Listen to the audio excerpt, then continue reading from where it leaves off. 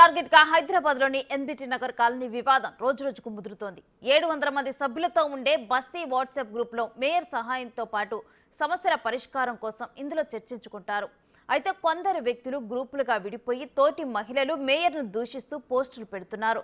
అంతటితో ఆగకుండా ఎన్బిటి నగర్ మరో బంగ్లాదేశ్ గా మారిపోతుందో అంటూ ఏకంగా మత విద్వేషాలు రెచ్చగొట్టే వ్యాఖ్యలు చేశారు. దీంతో ఆగ్రహించిన ఎన్బిటి నగర్ మహిళలు బంజారాహిల్స్ పోలీసులకు ఫిర్యాదు చేశారు. కాలనీ డెవలప్మెంట్ కోసం వాట్సాప్ గ్రూప్ పెడితే రాజకీయాలు చేస్తున్నారంటూ కాలనీ వాసులు మండిపడుతున్నారు. చాలా వల్గర్ గా మాట్లాడుతున్నారు.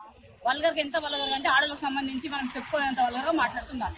దానికి సంబంధించేసి మేము అడిగినాం, ఎందుకు ఇంత వల్గర్ గా మాట్లాడుతున్నారు, బస్సు సమస్యలు ఉంటే సమస్య గురించి మాట్లాడండి, బస్సు బాగుపరిచే ఉద్దేశం ఉంటే ఉద్దేశం నుంచి మాట్లాడండి తప్ప లేడీస్ గురించి కానీ మేయర్ గారి గురించి కానీ ఇంకో గురించి కానీ ఇంకో గురించి ఎందుకు వల్గర్ గా మాట్లాడుతున్నారు అడిగినాం. మేము అడిగిన దానికి ఇంత ఇష్యూ చేసి బంగ్లాదేశ్ చేస్తారా, ఇది ఇండియా కదా అన్నట్టుగా మాట్లాడుతున్నారు.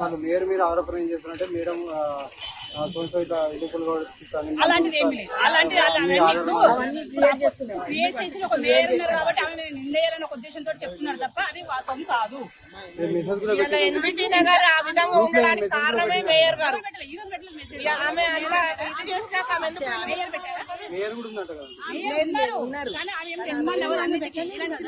రెస్పాండ్ అవ్వదు. ఎందుకంటే బస్సుకి సంబంధించిన ఆమె ఒక పెద్ద ఆమె కాబట్టి ఆమె కూడా యాడ్ చేశారు. గౌరవంగానే ఉంటుంది ఆమె. ఇవాళ మాట్లాడుతున్నారు. 700 మందిలో ఆమె వల్గర్గా మాట్లాడుతుందంటే అదంతా సంబంధించింది కదా. బస్సులో ఉన్న మగ పిల్లలు కూడా ఆమె లేడీస్ ఉంటారు కదా, కొంత లేడీస్ ఉంటారు కదా, వాళ్ళు కూడా వర్తిస్తారు కదా.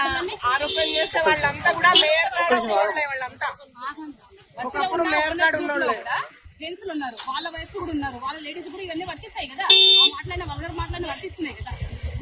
అసలు గ్రూప్ తయారు చేసింది ఎందుకోసము, చేసిన ఉద్దేశం పక్కన పెట్టేసి రాజకీయం తీసుకుంది. టోటల్ రాజకీయం చేసేస్తున్నారు.